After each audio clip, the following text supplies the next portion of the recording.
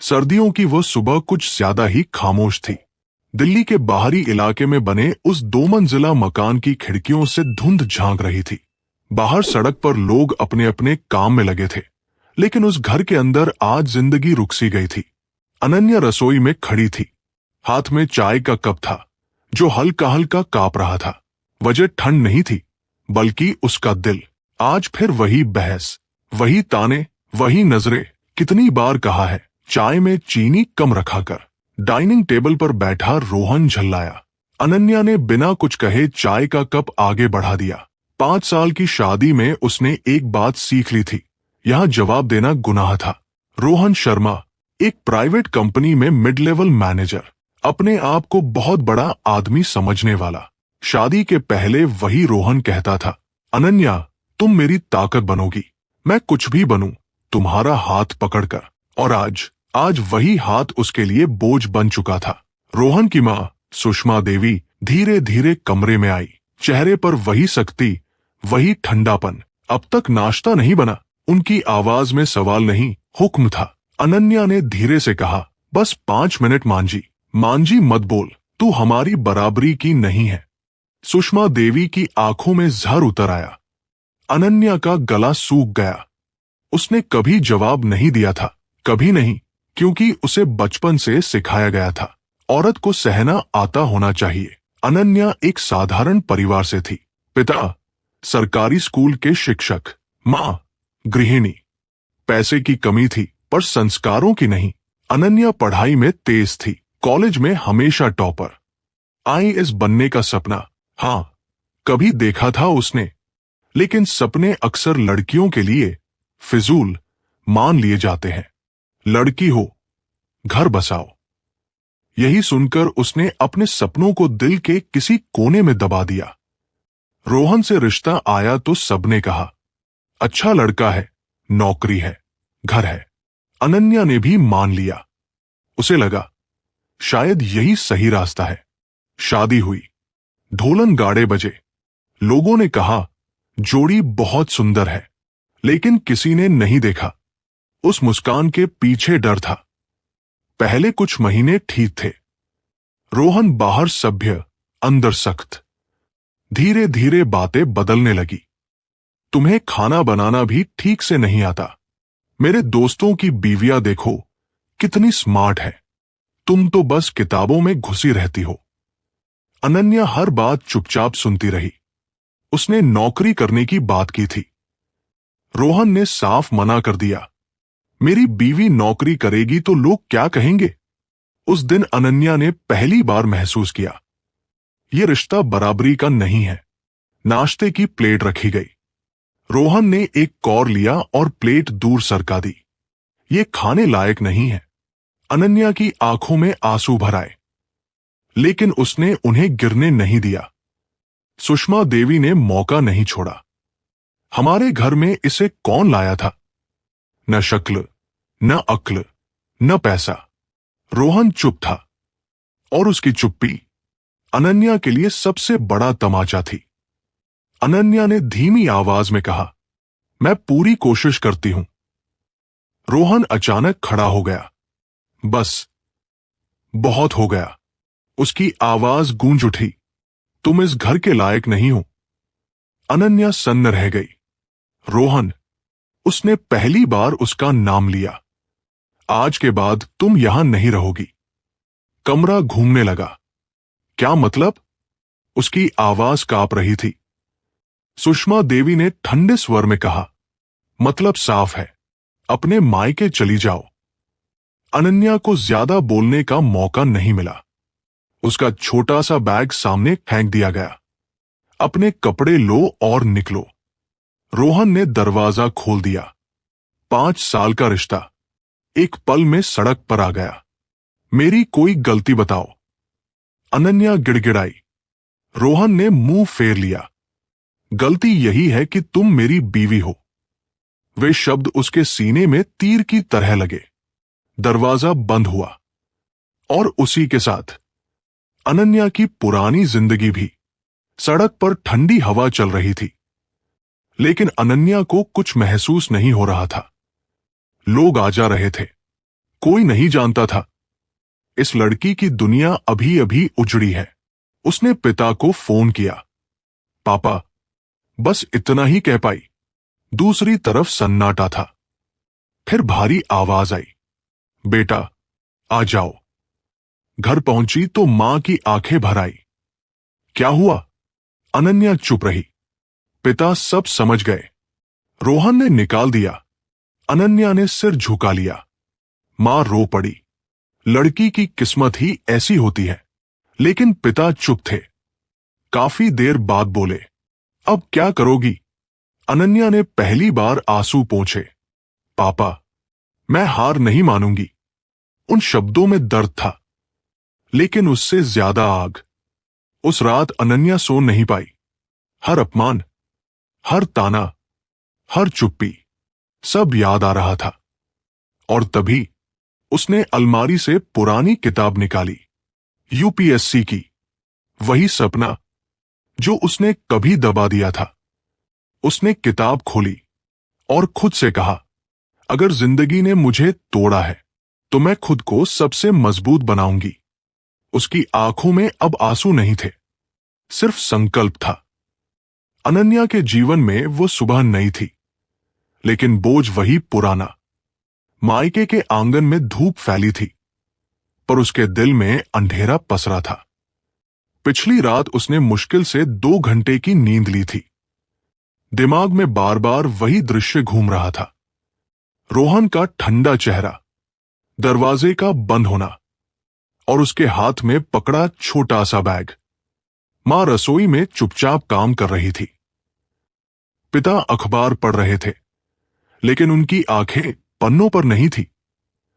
घर में खामोशी थी, ऐसी खामोशी जो शब्दों से ज्यादा बोलती है। दोपहर होते होते पड़ोस की पहली खबर आ गई। अरे, आपकी बेटी वापस आ गई। पड़ोसन की आवाज में हैरानी नहीं, जिज्ञासा थी। मां ने धीमे से कहा, हां, कुछ दिन के लिए। अच्छा।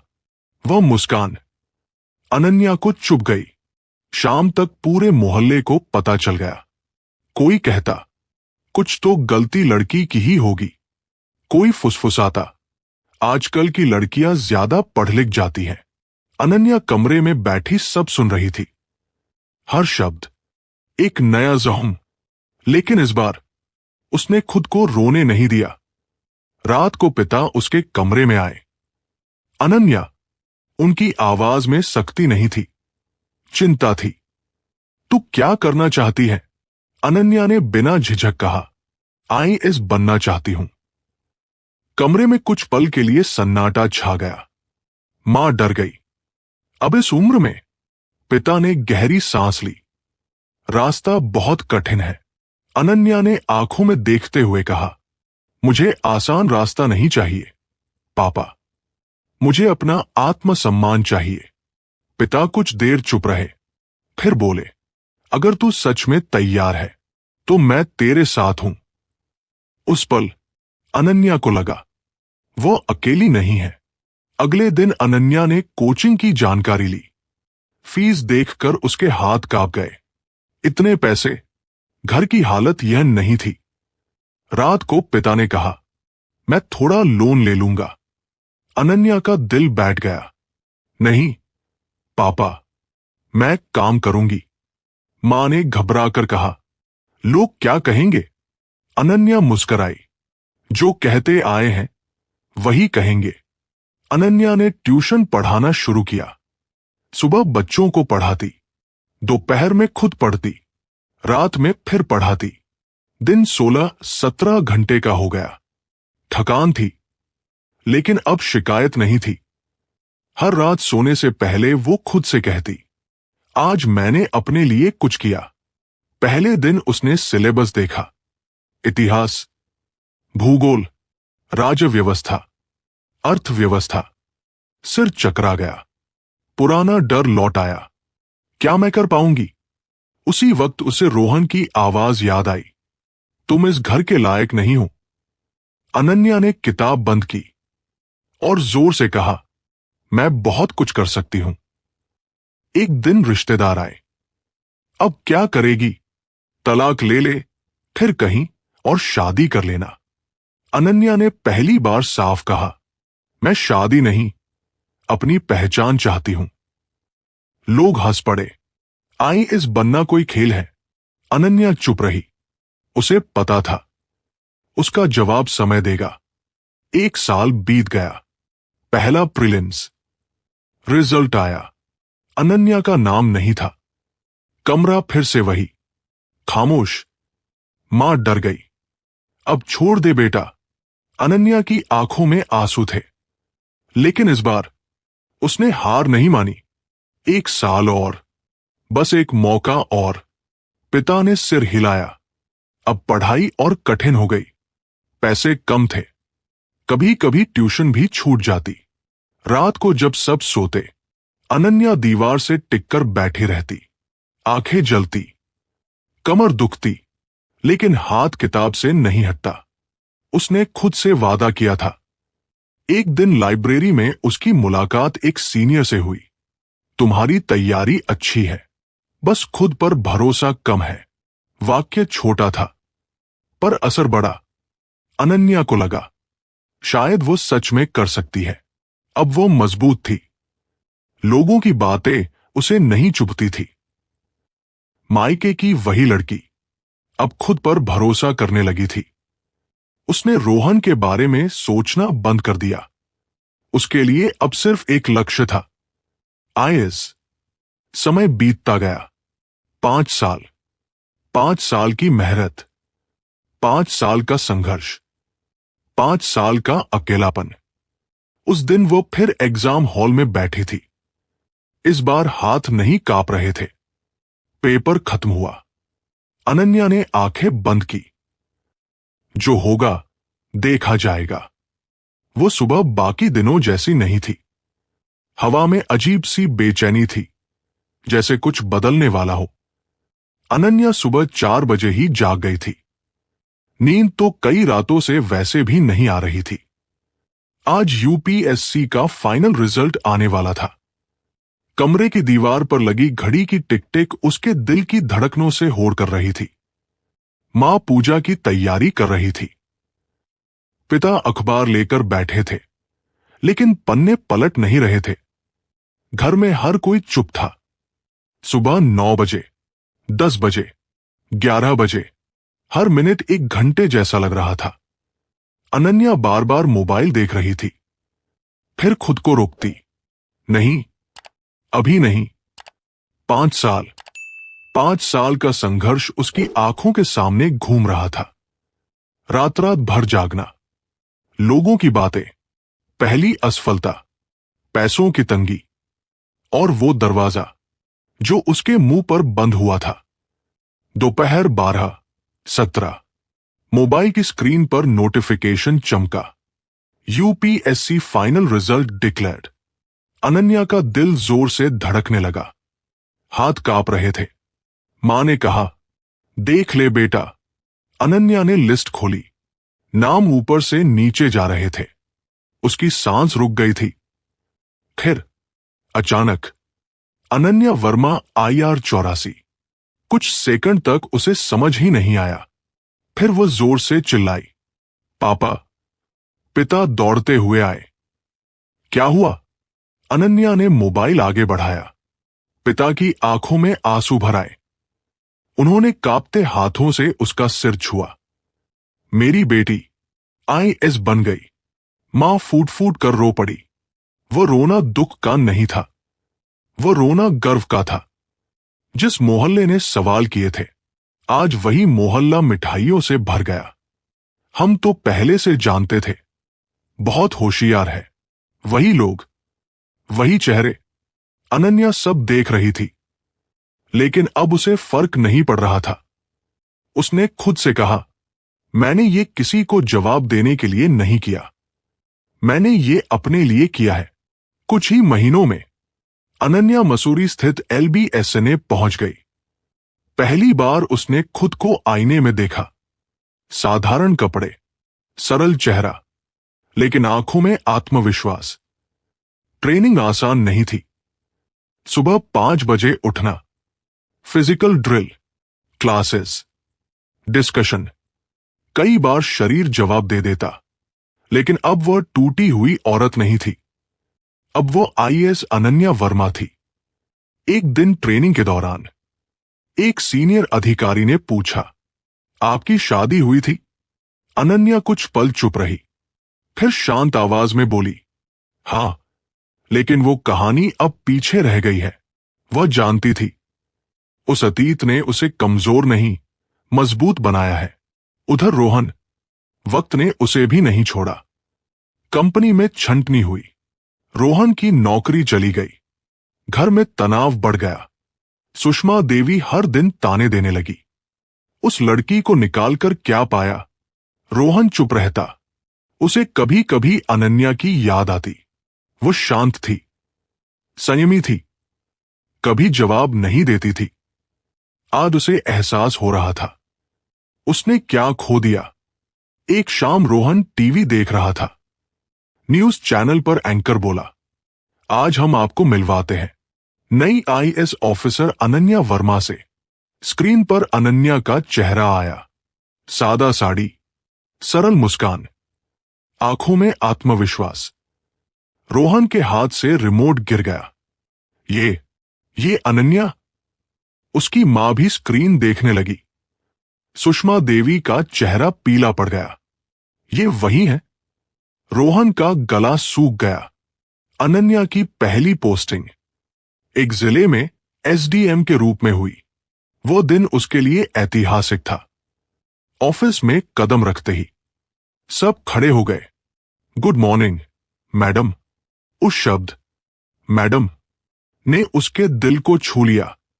उसे वो दिन याद आ गया जब उसे लायक नहीं कहा गया था। आज वही लड़की एक जिले की जिम्मेदारी संभाल रही थी। अनन्या ईमानदारी से काम करने लगी। भ्रष्टाचार पर सख्ती, जनता से सीधा संवाद। लोग कहने लगे, मैडम अलग है।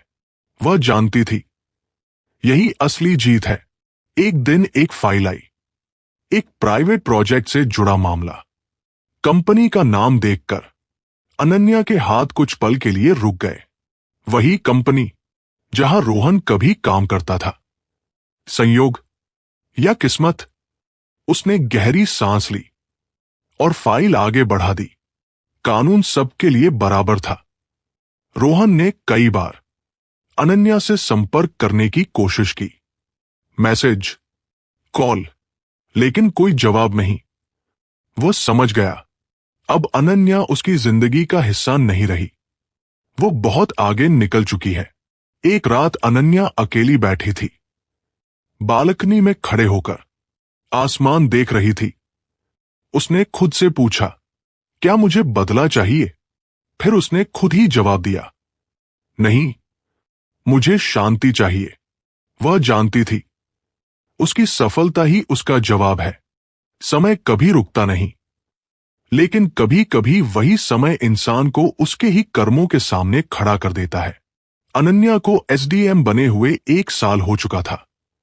उस जिले में उसका नाम अब सिर्फ एक अधिकारी का नहीं, बल्कि न्याय की पहचान बन चुका था।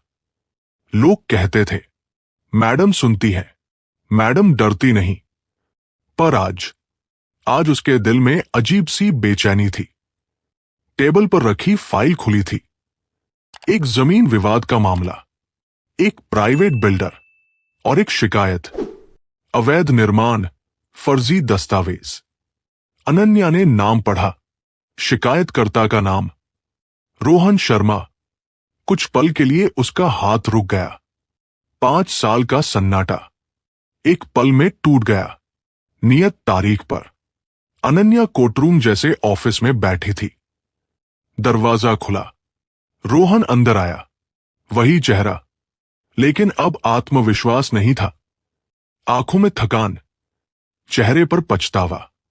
वो रुका, उसने सामने देखा। कुर्सी पर बैठी महिला, सफेद नीली sari, name plate, IAS Ananya Verma, SDM. Rohan की सांस अटक गई। वो वही थी, लेकिन अब बहुत अलग। अनन्या ने सिर उठाया, नजरें मिली। एक पल, बस एक पल, फिर उसने शांत स्वर में कहा, आप बैठ सकते हैं श्री शर्मा। न कोई गुस्सा, न कोई कटाक्ष, बस कर्तव्य। रोहन बैठ गया। उसके हाथ कांप रहे थे। आप अपनी शिकायत बताइए। अनन्या की आवाज में सिर्फ अधिकारी थी, पत्नी नहीं। रोहन ने बोलना शुरू किया। बीच बीच में उसकी आवाज भर्रा जाती। वह जानता था, जिस औरत को उसने कभी लायक नहीं कहा था, आज वही उसके भविष्य का फैसला करेगी। अनन्या ने सारे दस्तावेज देखे, दोनों पक्षों की बात सुनी, फिर फैसला सुनाया। कानून के अनुसार अवैध निर्माण हटाया जाएगा, दोषी पर जुर्माना लगेगा। फैसला निष्पक्ष था, न नरमी न बदले की भावना। रोहन को सजा मिली, लेकिन न्याय के तहत। कार्यवाही खत्म हुई, सब लोग निकलने लगे। रोहन रुका, धीमे स्वर में बोला, अनन्या। पहली बार उसने उसका नाम डर और सम्मान के साथ लिया। अनन्या रुकी। अगर आप व्यक्तिगत बात करना चाहते हैं तो मुझे माफ कीजिए, ये जगह उसके लिए नहीं है। रोहन की आंखों से आंसू बह निकले। मैं सिर्फ माफी मांगना चाहता हूं। अनन्या ने गहरी सांस ली। माफी उस दिन काम आती जब आपने मुझे घर से निकाला था। उसकी आवाज कठोर नहीं थी, सच थी। आज मैं ठीक हूं, खुद से खुश हूं। कुछ दिनों बाद सुषमा देवी अस्पताल में भर्ती हुई। रोहन ने संदेश भेजा। अनन्या आई। मानवता के नाते सुषमा देवी की आंखें भर आई। बेटा, हमसे बहुत बड़ी गलती हो गई। अनन्या ने हाथ जोड़ दिए। गलती से ज्यादा ये सोच की बात थी।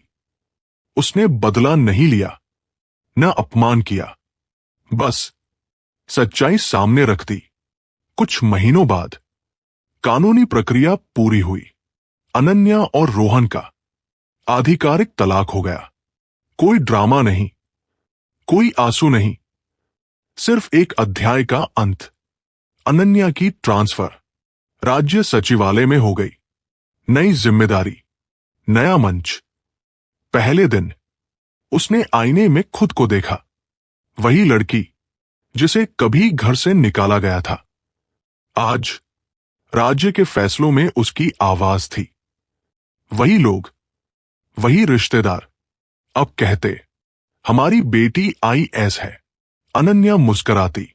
उसे अब किसी प्रमाण की जरूरत नहीं थी। एक स्कूल के कार्यक्रम में अनन्या को बोलने बुलाया गया। उसने कहा, अगर कोई आपको कमजोर समझे तो उसे साबित करने का सबसे अच्छा तरीका है खुद को मजबूत बनाना। पूरा हॉल तालियों से गूंज उठा। अनन्या बालकनी में खड़ी थी। सूरज डूब रहा था। उसने खुद से कहा, जिस दिन मैंने खुद को चुना उसी दिन मैं जीत गई। दोस्तों, अगर आपको ये कहानी पसंद आई हो तो वीडियो को लाइक और चैनल को सब्सक्राइब जरूर करें और बेल वाला आइकन को दबाना न भूलें। कमेंट में अपने शहर का नाम लिखें। अपने और दोस्तों के साथ शेयर जरूर करें। आपकी एक छोटी सी सपोर्ट ही ऐसी कहानियां लाने की ताकत देती है।